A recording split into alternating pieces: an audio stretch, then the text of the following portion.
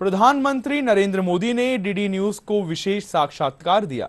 प्रधानमंत्री ने कहा कि वे प्रतिस्पर्धी सहकारी संघवाद के दर्शन को लेकर आगे बढ़ रहे हैं, जिससे कि केंद्र में राज्य और राज्यों के बीच कोई अन्याय नहीं होना चाहिए।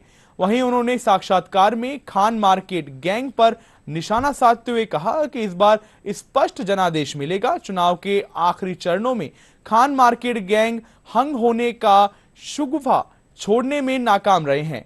उन्होंने कहा कि जनता विकास के मुद्दों पर बात करती है। गुजरात से मेरा अनुभव है कि अब धीरे धीरे देश, मेरा गुजरात के समय की मैं बात कर रहा हूं, 10 साल पहले की, विकास के एजेंडे को पॉलिटिकल पार्टियां छूती ही नहीं थी। लेकिन गुजरात में मैंने सभी दलों को मजबूर कर दिया था, विकास पर ही बात होगी, करनी पड़ेगी।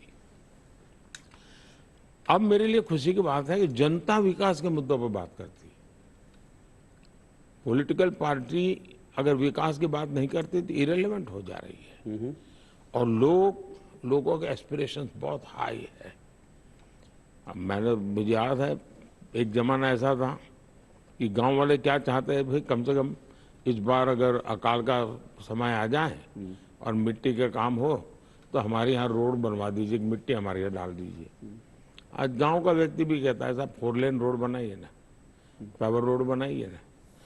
एस्पिरेशंस बहुत ही तेजी से बढ़ रहे हैं और इसलिए मैं देख रहा हूँ विकास यही एक मुद्दा है, विकास यही एक आकांक्षा है और विकास के लिए ही देश का मतदाता कमिटेड है। मैं कॉम्पिटिटिव कोऑपरेटिव फेडरलिज्म के फिलॉसफी को लेकर के आगे बढ़ रहा हूं। मैं चाहता हूं कि फेडरलिज्म में केंद्र के द्वारा राज्य और राज्यों के बीच अन्याय नहीं होना चाहिए। केंद्र के द्वारा केंद्र और राज्य के बीच बहुत ही सीमलेस संकलन होना चाहिए। मेरा उस दिशा में प्रयास होता है। कोविड में आपने देखा, मैं हर हफ्ते वीडियो कॉन्फ्रेंस करके सबको साथ लेकर के चलाने की कोशिश कर रहा था। G20 में आपने देखा, सभी राज्यों को अवसर दिया, मैंने सभी राज्यों को जोड़ा। कुछ राज्यों ने मदद की, कुछ राज्यों ने नहीं की, लेकिन हमने कोशिश पूरी की। कुछ राज्यों ने कहा हम खर्चा नहीं करेंगे, फिर भी हमने कहा भाई तुम्हारी फोटो लगाओ, तुम जाके बैठो, तुम्हारी फोटो निकले।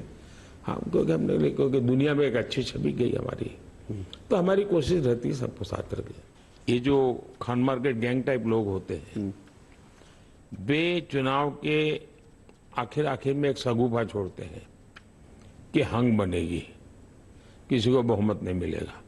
कम से कम इस बार ये हिम्मत कोई कर नहीं रहा है। वरना मैं सोच रहा था कि शायद जब 20 दिन बाकी होंगे तो ये मैदान में आ जाएंगे, सब हंग होगा, फिर चर्चा यही हफ्ते भर चलेगी। इस बार उन्होंने इलेक्शन कमीशन को इस विवादों में रख करके अपनी रोजी रोटी कमाने की कोशिश की है। इस बार आपने उन्हें 400 की फिरकी में भी उलझा दिया ना। हमने उलझाया नहीं है जी। देश की जनता का निर्णय हम समझते हैं। हम देश की जनता की आंखों में वो ताकत देखते हैं और उसको जनता ही अपने शब्दों में कहती है। हम तो इको इफेक्ट देते हैं, ये है तो आवाज जनता की।